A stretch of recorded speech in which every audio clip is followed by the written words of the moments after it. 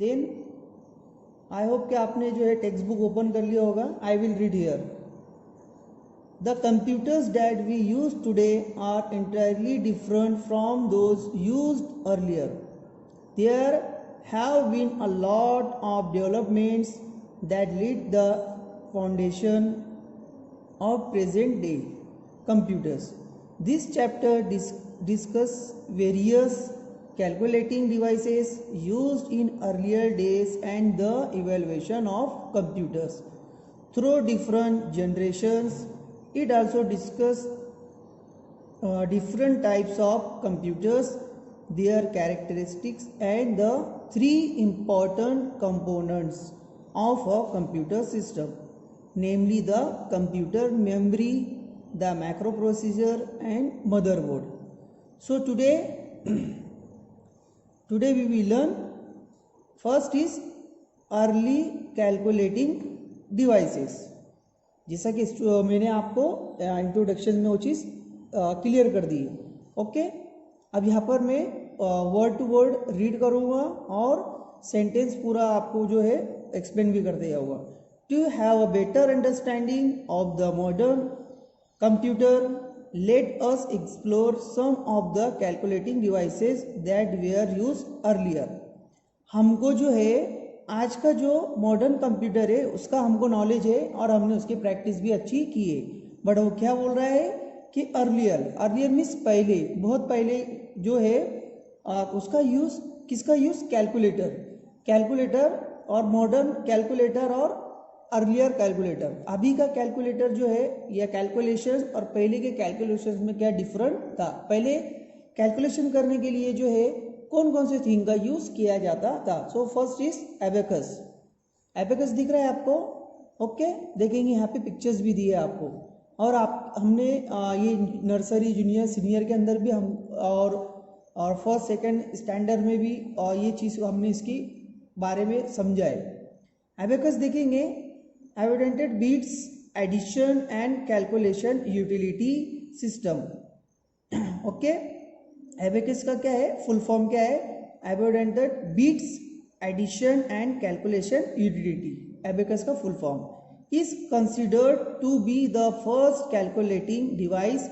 It originated in China in the 16th century. This device consist of a system of sliding beads. जो दिख रहा है इसको, ये जो दिख रहा है इसको बीट्स बोलते हैं. Okay, so beats that are arranged on the rectangular wooden frame.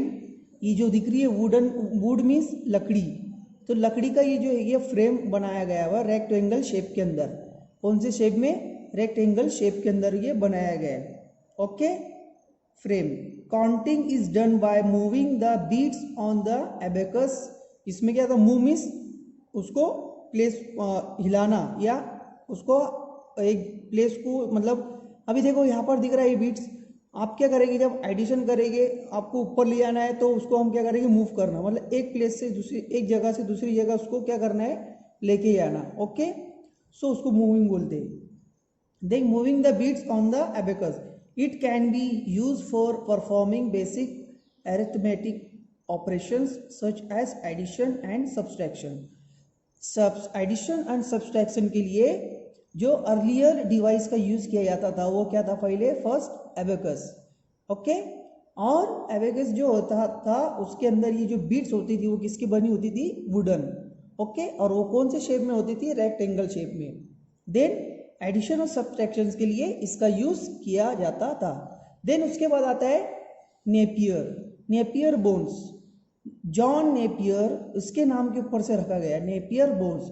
John Napier Scottish mathematician in 1617 invent means बनाना, इजाद करना, मतलब उससे पहले वो चीज़ किसी ने नहीं बनाई थी, उस चीज़ को बोलते हैं इन्वेंट करना.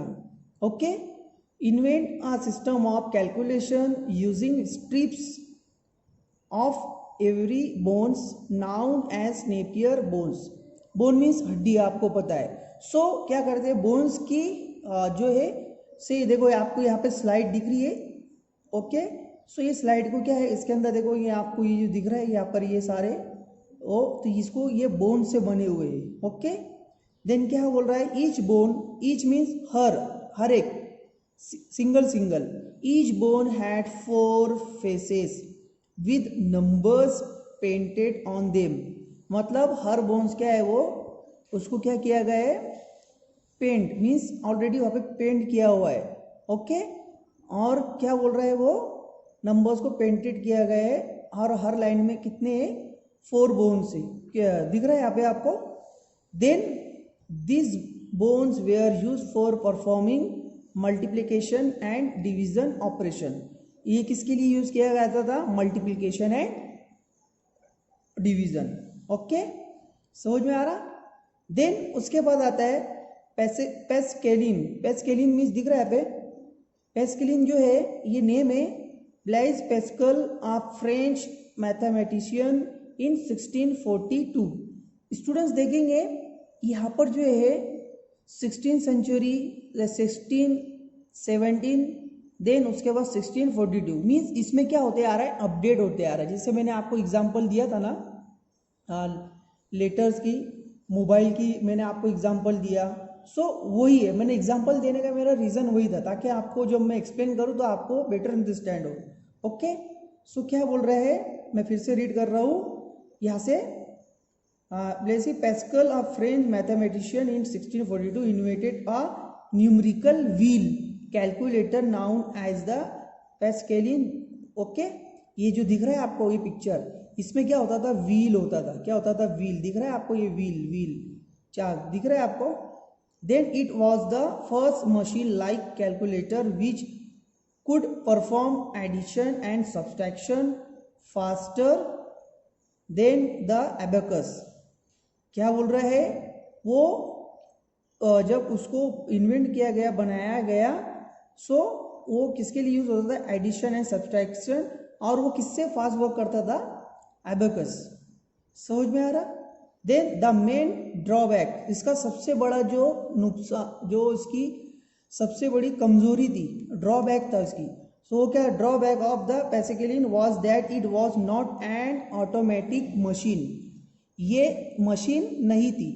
समझ में आ रहा, मतलब उसको हम क्या करते थे, हैंड से उसको हैंडल किया जाता था। जिसे एबेकस को किया जाता था, नेपियर बोन्स को किया जाता था, वैसे इसको भी किया जाता था। ओके, इसका सबसे बड़ा ड्रॉबैक था। Then the user had to rotate the wheels for performing this operation. Moreover it could not be use for adding big numbers. इसमें हम जो है बिग नंबर को ऐड नहीं कर सकते थे, या बिग नंबर का हम जो एडिशन और सब्सट्रैक्शन नहीं निकाल सकते थे। इसमें कुछ नंबर्स फिक्स होते थे। ओके, जैसे आपको मैं एग्जांपल देता हूँ, बाइक आपने देखा होगा, आप बाइक पे बैठे होंगे, आपने देखा होगा, तो बाइक के आगे क्या होता है, स्पीड मीटर होता है, देखा है आपने। सो जैसे जैसे ना बाइक का जो व्हील है, चाक है, जैसे जैसे वो मूव करता है, घूमते रहता है, रोटेट होते रहता है, सो वैसे वैसे वहाँ पर जो मीटर होता है वो भी क्या होता है, जो स्पीड मीटर वो भी रोटेट होते रहता है। समझ में आ रहा। अगर आपने नहीं देखा हो तो जब भी आप बाइक पे बैठे होंगे तो आपने वो चीज़ देखना है। सो वही चीज़ को यहाँ पे अप्लाई किया गया है। जो व्हील्स होते थे इसको क्या करते थे, वो रोटेट करते थे, मीन्स घुमाते थे। तो इसके वजह से यहाँ पर क्या होता था, नंबर्स चेंज होते थे, और जो हमको एडिशन चाहिए वो यहाँ पर उसका रिजल्ट मिल जाता था। ओके, बट इसमें हम बिग नंबर को का एडिशन और सब्सट्रैक्शन नहीं कर सकते थे। देन उसके बाद क्या आया, डिफरेंस इंजन। ओके, अभी देखेंगे। And English mathematician name Charles Babbage. Charles Babbage also known as the father of the computer. मतलब कंप्यूटर को बनाने वाला जो फर्स्ट जो पर्सन था, जिसका नाम था चार्ल्स बाबेज। ओके, और उसको फादर ऑफ द कंप्यूटर भी कहा जाता है। In 1822 invented a machine called the difference engine. उसने एक मशीन बनाया जिसका नाम था difference engine. It was powered by steam, धुआं, स्टीम मीन्स धुआं, भाप जिसको हम बोलते हैं, powered by steam, and had a store program to do calculation and print the result automatically. जब उसने ये इंजन बनाया, सो वो क्या था, डिफरेंट इंजन जो बनाया, तो उसमें क्या होता था, वो स्टीम भाप से वो ऑपरेट होता था और जो रिजल्ट होता था वो क्या करता था, ऑटोमेटिकली वो हमको प्रिंटेड में रिजल्ट में देता था। समझ में आ रहा? पहले देखेंगे एबेकस आया, देन नेपियर बोन आया, पेस्केलिन आया, देन डिफरेंस इंजन आया। ये किसके बारे में हम लर्न कर रहे हैं? अर्ली कैलकुलेटिंग के बारे में लर्न कर रहे हैं। देन उसके बाद आता है एनालिटिकल इंजन।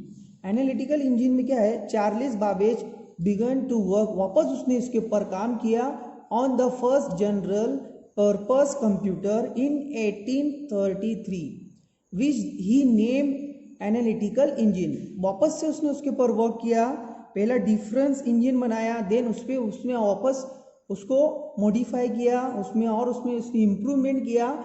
सो उसके बाद ना एनालिटिकल इंजन उसने एक बनाया। The analytical engine was never referred to as a computer, however it defined the basic elements of modern computers such as input output devices, storage facilities, a whole numbers at procedure and a control unit. इसमें बहुत सारे जो addition subtraction हम क्या कर सकते थे, store कर सकते थे, मीन जमा करके रख सकते थे।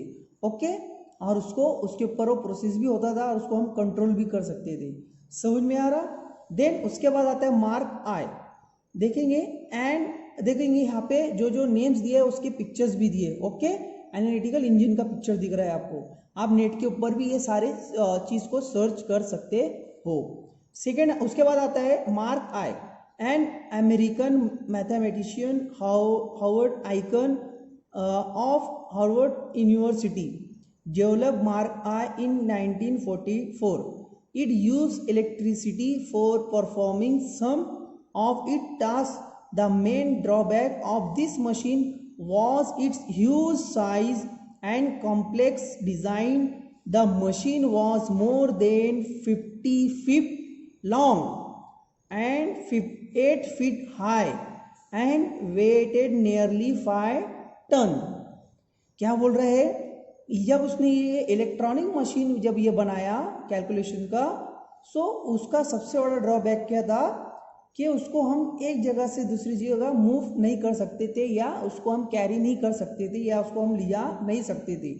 और उसकी जो क्या थी, जो लंबाई थी, साइज थी, वो कितनी थी? 50 फीट। दिख रहा है आपको ये वाली एसी कितनी होती थी?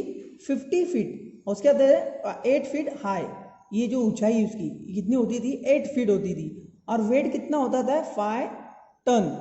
8 टन बोले तो कितना, देखो ये यहाँ पे मैंने राइट डाउन किया है, आप नेट पे भी सर्च करते हो। 1 टन इज इक्वल टू मतलब कितना? 907.1835 kg, किलोग्राम। कितना होता था 1 टन बोले तो? 907 किलोग्राम का 1 टन।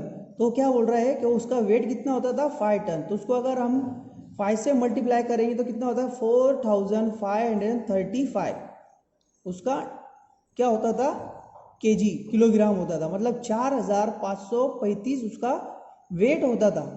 ओके, सो इतना भारी वेट जो है हम क्या करते थे, उसको हम लिया नहीं सकते थे। तो इसका सबसे बड़ा ड्रॉबैक था। देन उसके बाद आता है जो हमारा सेकेंड था, वो जनरेशन ऑफ कंप्यूटर। फर्स्ट हमने क्या पढ़ा? Early calculating devices. सेकेंड उसके बाद आता है generation of computers. On the basic of the technology being used, computers can be classified into 5 generation. इसको कितने जनरेशन में डिवाइड किया गया? 5। फर्स्ट जनरेशन आया, देखेंगे यहाँ पे फर्स्ट जनरेशन कब आया? 1945 टू 1956 तक ये था। ओके, कब से कब तक? 1945 to 1956. The first generation computers use vacuum tubes. देखेंगे आपको यहाँ पे दिख रहा है, इसको बोलते हैं वैक्यूम ट्यूब्स। ओके, जिसे मैं आपको एक एग्जांपल देता हूँ। आप थिएटर वगैरह में गए होंगे मूवीज वगैरह देखने। ओके, आपके सामने क्या होता है? पर्दा होता है, कर्टेन देखा है आपने। सो उसके ऊपर जो है आपके बैक साइड से क्या होता है? वहाँ से रिफ्लेक्ट होता है, फ्लैश आता है, जिसको हम बोलते हैं प्रोजेक्टर रूम। वो वहाँ पर जो एक प्रोजेक्टर होता है, हमारी स्कूल वगैरह में भी देखा होगा आपने, प्रोजेक्टर है, आपको कुछ हो मीटिंग वगैरह है या कुछ वीडियोस वगैरह आपको बताना होता है तो हम क्या करते हैं, सामने क्या है, पर्दा लगा हुआ है, कर्टेन और प्रोजेक्टर है, प्रोजेक्टर के अंदर जो चीज़ होती है वो उसके ऊपर क्या करती है, वो रिफ्लेक्ट होती है। समझ में आ रहा? तो ये जो जनरेशन ऑफ कंप्यूटर है ना, सो ये वही है कि पहले जो है जैसे जो ये क्या है, अभी जैसे मैं अभी इसके आगे आने वाला है तब ये आपका पूरा कंसेप्ट क्लियर हो जाएगा। पहले ये इसको एक्सप्लेन कर देता हूँ।